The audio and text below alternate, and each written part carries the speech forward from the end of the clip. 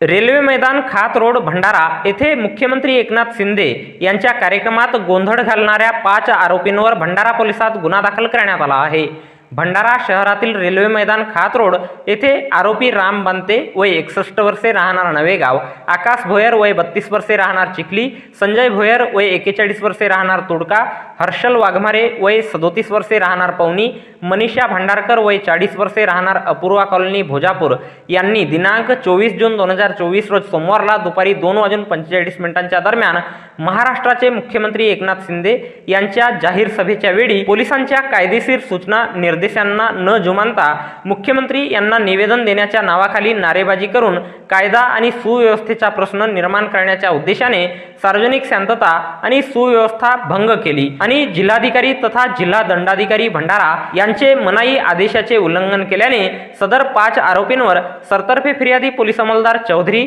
यांच्या रिपोर्टवरून police station Bhandara येथे गुन्हा दाखल करण्यात आला असून या घटनेचा पुढील तपास पोलीस हवालदार हटवार हे करीत आहेत। तर याबद्दलची माहिती भंडारा जिल्हा पोलीस दलाच्या वतीने दिनांक 25 जून 2024 रोज